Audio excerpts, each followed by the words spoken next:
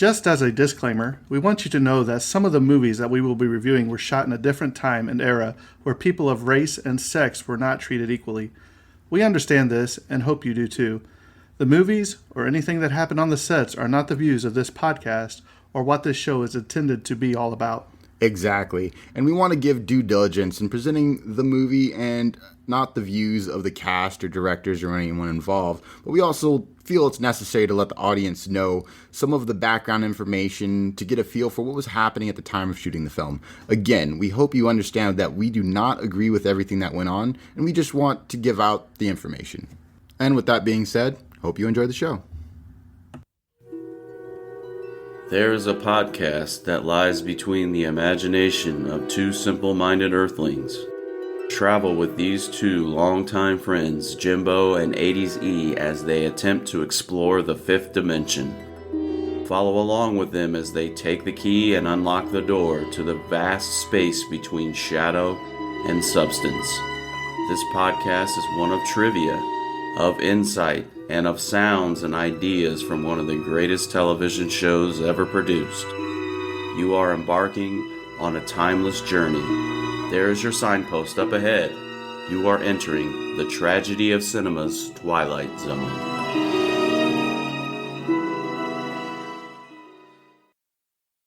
All right, guys, we've made it. We have made it to the Tragedy of Cinema's Twilight Zone tragedy show. The Tragedies. The Tragedies. For those of you that know, we are big Office fans in this podcast world, so we kind of took their Dundies and made them the Tragedies, and you can go back and listen to our main episode of those from a year or two ago that Terrence and I did. So, Eric, here we go. We are going to talk about everything and anything Season 1, give out some awards, top 10 list, Best Actor performance in Season 1, Best Actress performance in Season 1, the best use of the shadow and lighting, and the best Twilight Zone twist. Okay. Are the ones that I have come up with. If you have any as we go along the way, we can talk about those. Yeah. So where would you like to start, Eric? Would you like to start with the top 10 list, or would you like to start giving out individual awards? Well, I'll start with the season, the Twilight Zone Season 1 wrap-up. I will give the final list of reruns as they actually aired in the summer of 1960. So this would have been... Because they didn't run all of them again, correct? No. There were 11 episodes, actually, that ran during the summer of 1960. And actually, this list was, altered and edited and was sent back and forth between, Buck Houghton, I think, and Matheson and all those guys, all the directors, and Rod. They all had input, and they sort of made a rough draft, and this was the list that they finally came up with. A lot of it, I think, had to do with their sponsorships, because I'm seeing General Foods and Kimberly Clark a lot in here.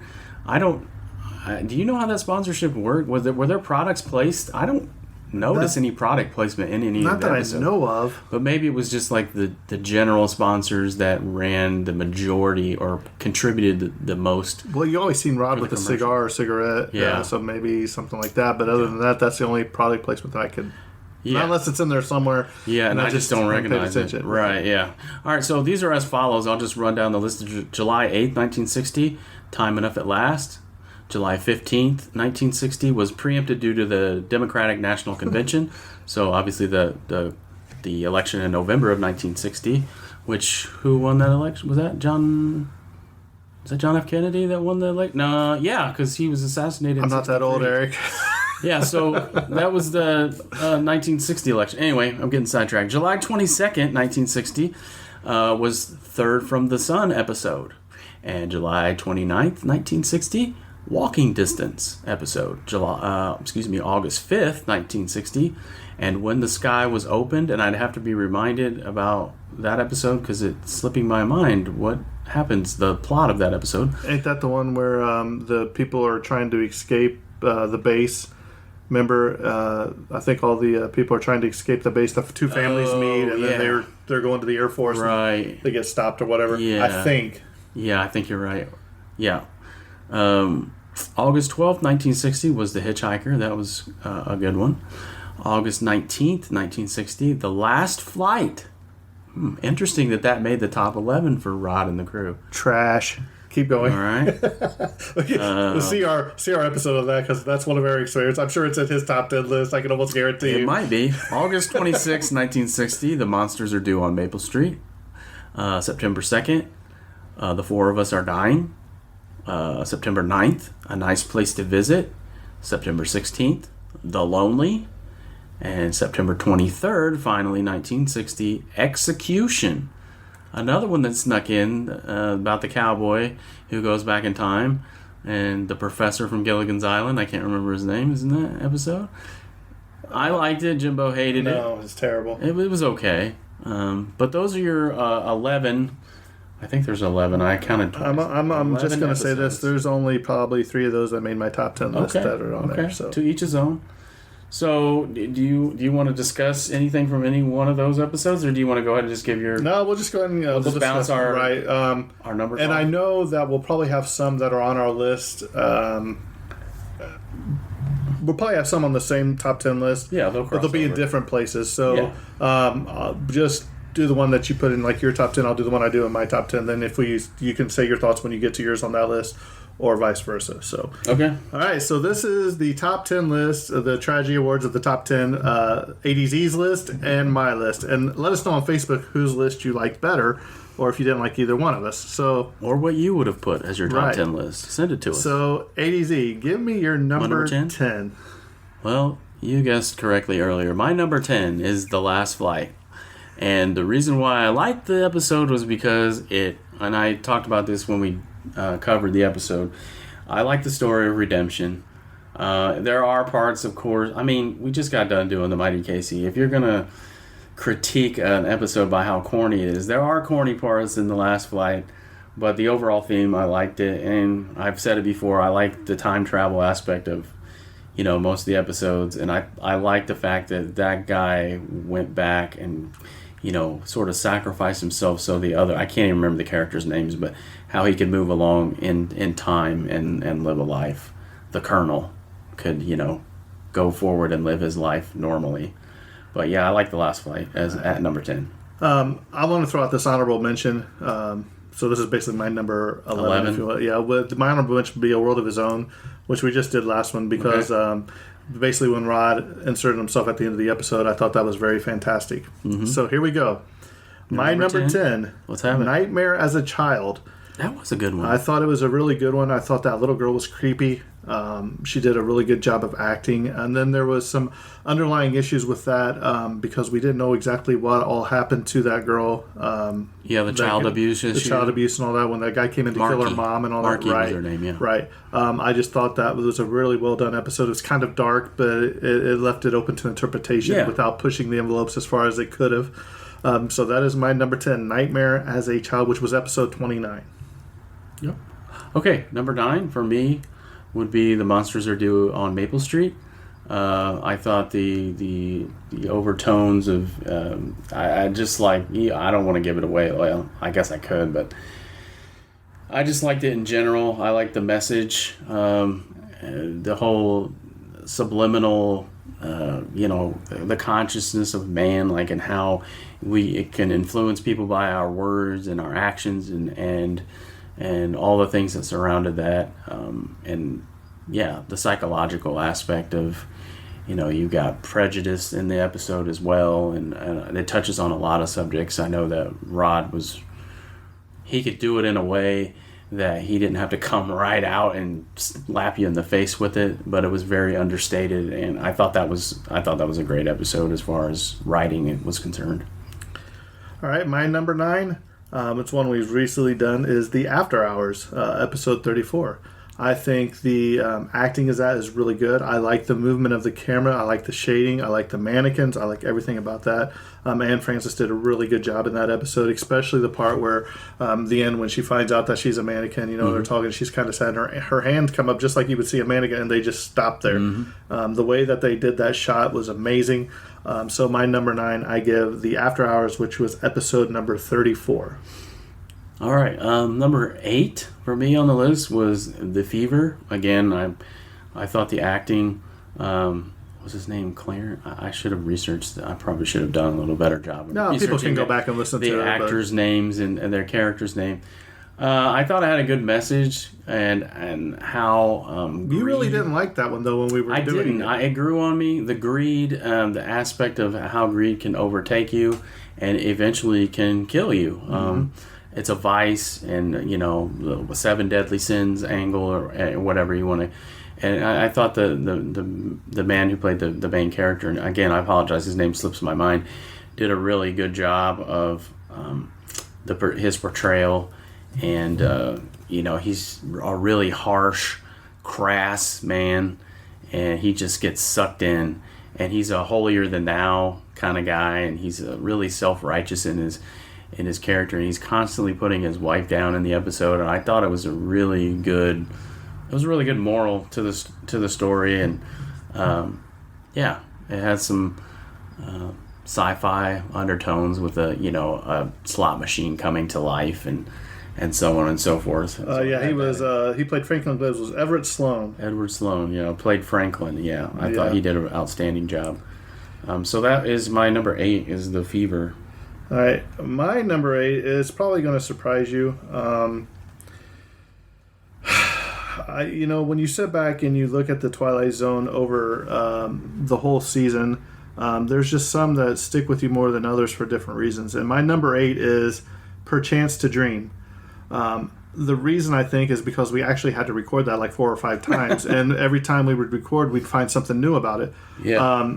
It's like the lighting where he goes to sit down in the office, and you can tell that the lighting changes, and he wakes up and he's in this other world.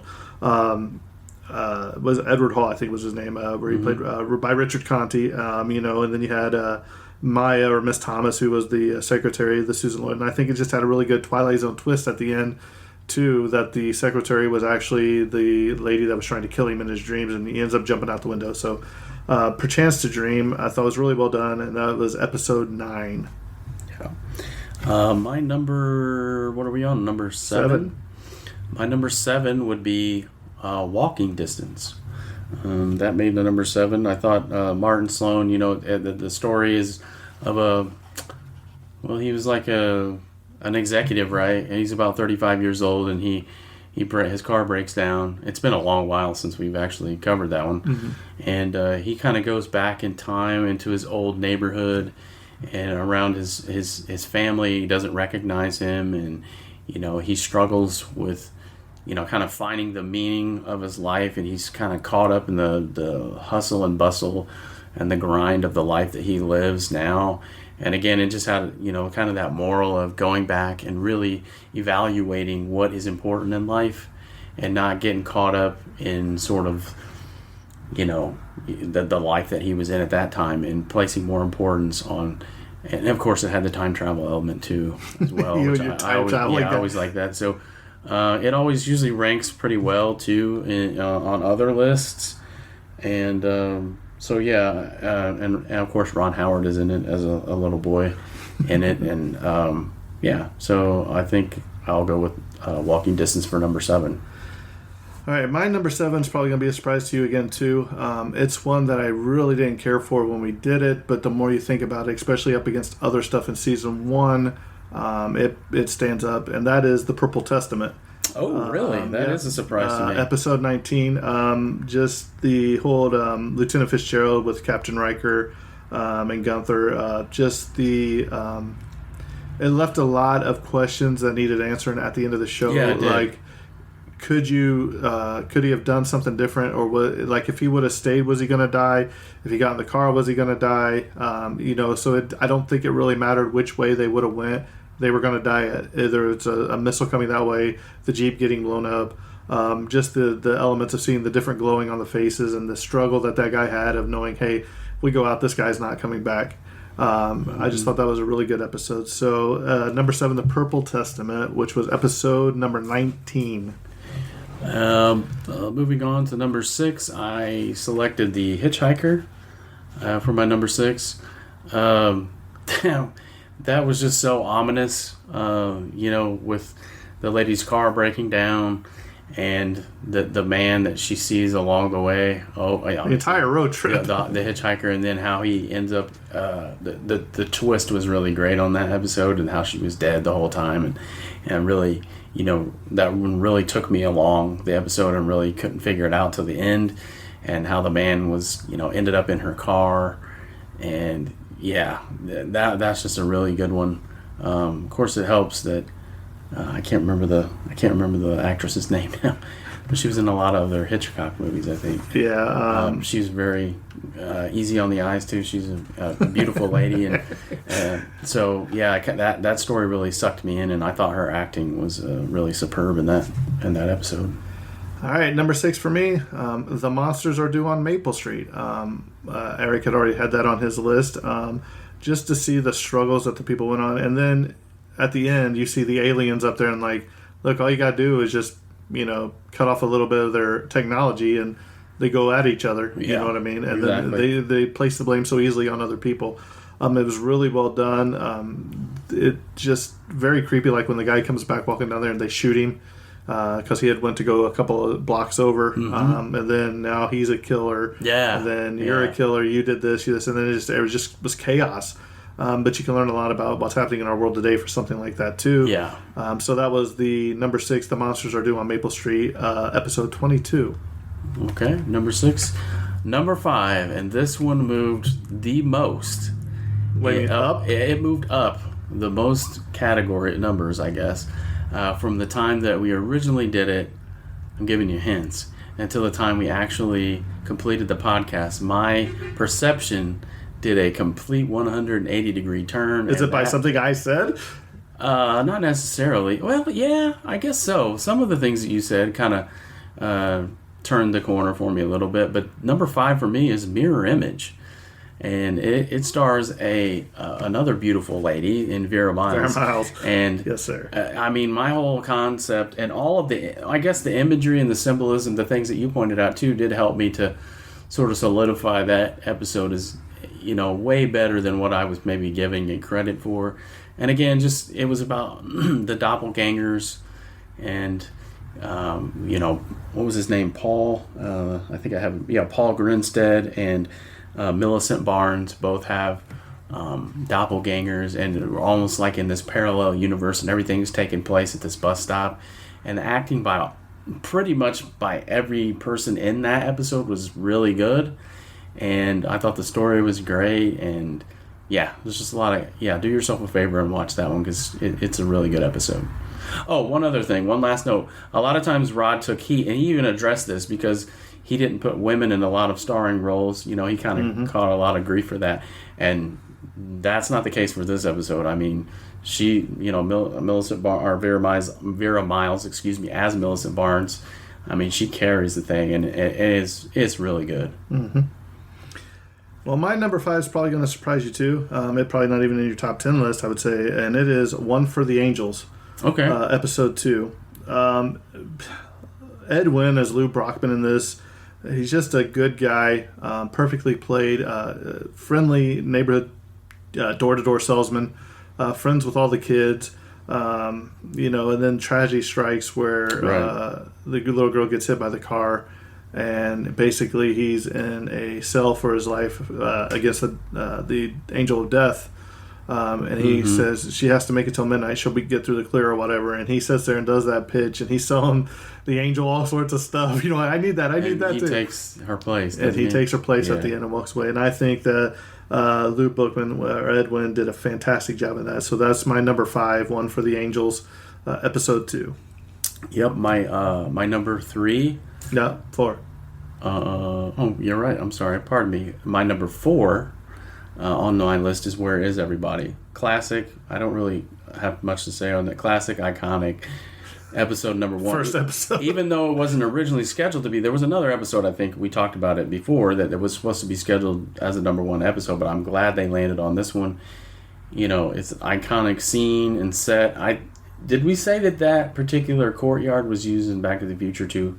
As well, Back to the Future as well. Oh, I'm sure you probably put it in there since you're a big Back to the Future guy. It was. I may be misspeaking, but having, waking up and having everyone on Earth disappear, and the eerie, feeling that you would have when no one is around, and like the apocalypse and all of those elements that are tied into that episode. And then, the twist at the end, how, we come to find out that is a psychological experiment done by the arm. It has all the elements. It's classic Twilight Zone. So that's why I put it at number 4. My number 4 is The Hitchhiker. Okay. Episode 16. I just think that Nan Adams, played by Inger Stevenson, did a really good job in that. But I'm more focused towards The Hitchhiker, Leonard Strong. I was watching this. I think I was laying in bed with my AirPods on. And as I'm sitting there, and there's a scene in there where she's driving away, and he just kind of jumps on the side of the screen, dude, and I jumped in bed. Yeah. It scared me. But he's just so creepy, and he's so well done. And then you have the helplessness of her, where she's going around banging on windows and everything. Help, he's trying to get me, he's following me. And he's like, yeah, just leave us alone. We're trying to sleep and all that. So, like you say, I could repeat everything you said, but I thought it was really well done, The Hitchhiker. So now we're going into the nitty gritties, baby, the top 3. And I'm sure we're going to have some that overlap here. Right. Because there are 2 that I know are going to be in there. Absolutely. Okay. Yeah. So give me your number 3. For me is The After Hours. You've already mentioned it, aforementioned. Again, it just has that creepy tones. And I won't, again, elaborate more because you really hit the nail on the head earlier.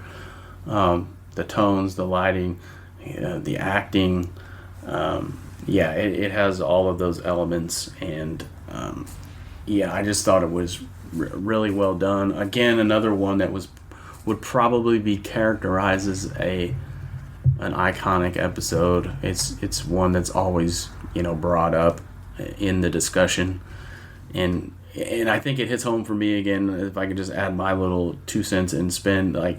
That's the episode that when it brings back childhood memories that you were genuinely like afraid of if you were watching that in the dark, if watching it for the first time and you don't know what's going to happen, and the suspense that builds is it's classic. Mm-hmm.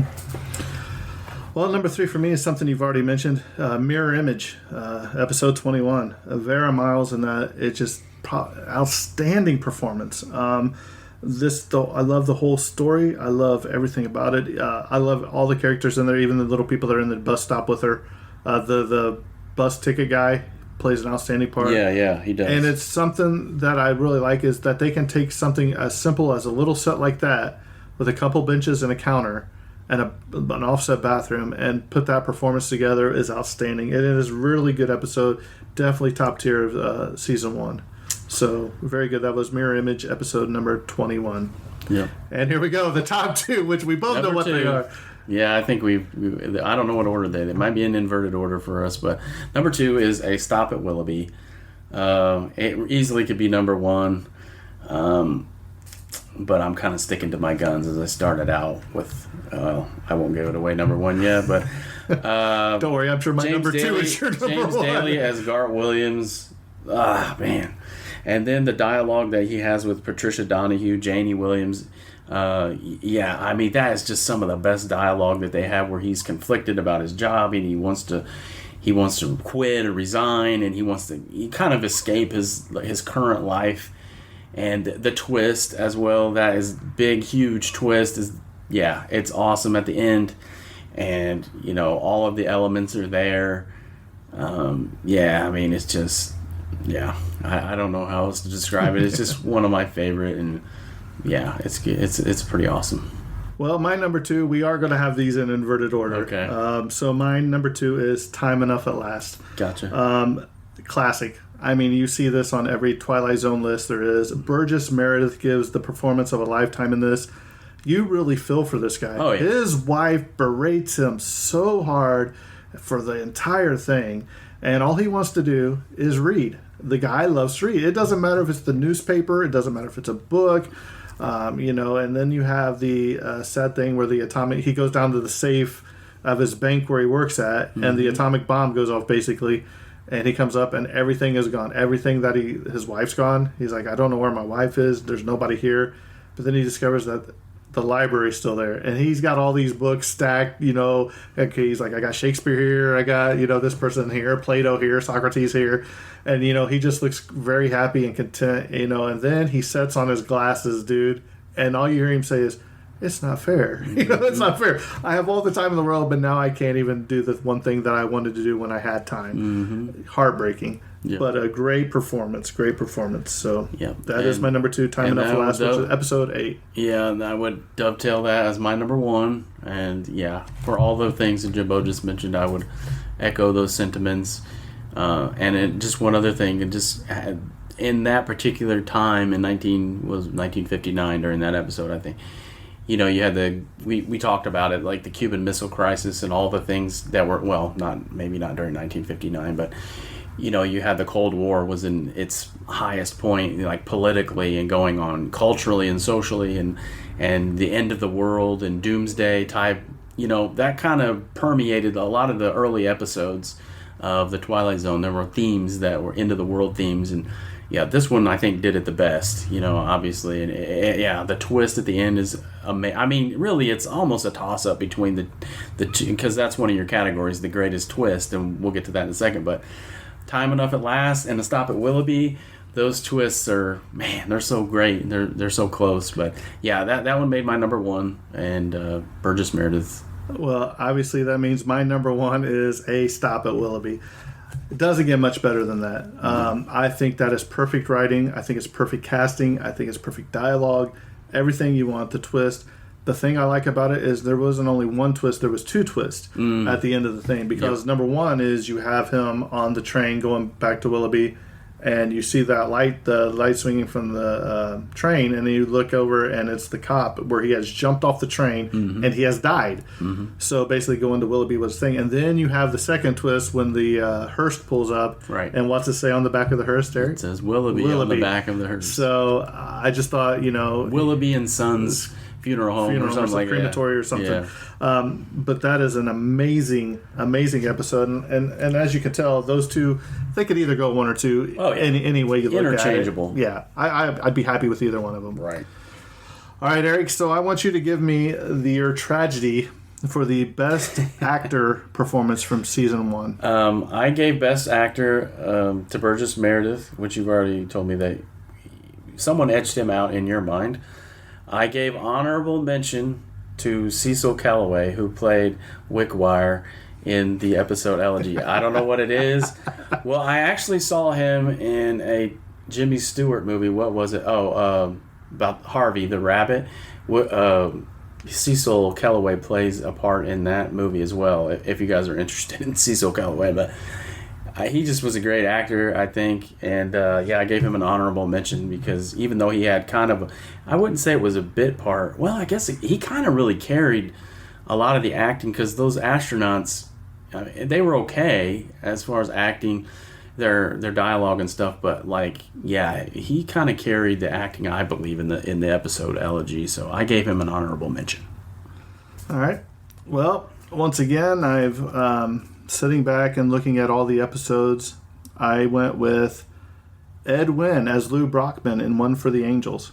I think his performance on screen, there was just something about it. The way he handled himself, I really enjoyed his performance. I'm not saying there wasn't a lot of Burgess Meredith did good too, but I'm just saying just the way that he handled himself. It's just something that stuck with me as you watch. You look at some of them, you remember their performance.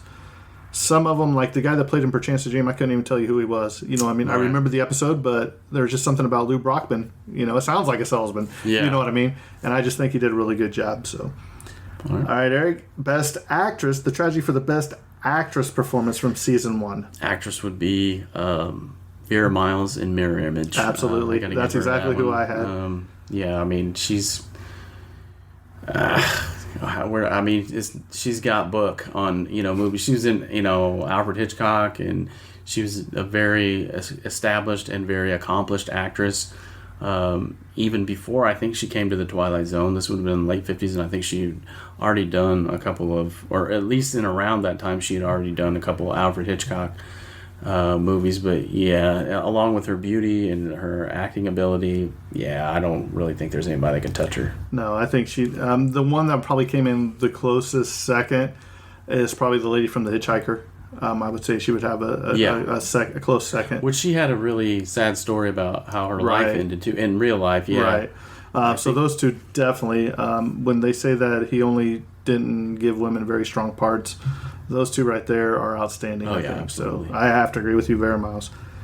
All right, Eric. The tragedy for the best use of shadowing and lighting. I don't have anything on that. I really didn't consider it, so I'll listen to whatever you. Well, the one I went with was Perchance to Dream. Okay. I think that was the first episode that we really noticed a difference, because if you remember when he was laying on the couch and you could see the color, the shadow just come over him just for a split second, and which signified that he was in the fifth dimension. Yep, you're right. Another honorable mention would probably be the After Hours with all the mannequins in the window with the silhouettes, and then how they just came to life and started moving around. I thought that was really well done too. So there was some wonky ones like an execution, with the rope and the noose on the ground you've seen, and then he disappears. So, but yeah, I'm gonna have to give it to Perchance to Dream. Since basically you didn't have one either, so yeah, I didn't have. And the best Twilight Zone twist, the tragedy for the best Twilight Zone twist, Eric. I think we'll probably be on the mark together on this one because it actually has two twists. You've already alluded to it. A Stop at Willoughby is definitely probably the best twist. It's probably the best twist of definitely of season one. Yeah. But such a good movie. Such a good movie. Well, that's our little wrap-up show from season one. What we're going to do is we'll be working on season 2 here in a little bit. We're going to, of course, do another wrap-up show at the end of season 2 just for season 2. Then when the time comes when we're done with the whole series, we'll do a tragedy of all time for each category. We might add some categories as we go along the way. I just thought this would be a cool way to show people our thought process, what we thought of each of them, because our top 10s were different. Not saying... Okay, let me ask you this one. Okay. Give me your 2 worst season 1 episodes. The Mighty Casey. Yes, definitely. And, I'd have to think about the second one for a while. I'll go ahead and give you my second one. My second one is The Big Tall Wish, the boxing one. Okay. I didn't think that one was terrible. I couldn't get into it. When the kid goes running up to the TV, bully, you got to get up, bully, get up, you believe it, you can. And then he's like, if you don't believe, then, he goes back in his lights are like, in the flash. So I'm going to have to go with The Big Tall Wish. That's I would have said Mr. Beavis, but that has such a good moral. Yeah, good moral, and boy, I don't know. I'd really have to consider that. But definitely The Mighty Casey is, it was by far and away my lowest rated one. It's kind of hard to think of the other ones. I'd have to look them up. But what about you? Oh, you already said The Big Tall Wish and what's Mighty Casey. Mighty Casey. Okay. Yeah. So, an honorable mention, the one that I thought was really good too, that neither one of us picked, but I think it's a middle of the road episode. What was the one where the guy's daughter fell in love with that school teacher, the professor, and he was actually like 1,000 years old or whatever from that ring or whatever? I thought it was like a historical figure, wasn't he? Yeah, he was in like all the history books or whatever. I can't think of that. I'd have to, I'm just saying I want to throw those honorable because there's a lot of episodes like that are probably middle of the pack. They're good, but they're not top tier, I would say. Right. So I think that's where our top 10 differs. That episode was good with a lot of special effects too, right. And how they did that at the end, and then he turned into sand. Do you want to give him the tragedy for the special effects for? Oh well, I guess we could add another category. I guess we need to find out what the title of the episode is. We're unprepared here on the spot, but yeah, I put Eric on the spot with this one. So, yeah, but yeah. You want to wrap that up?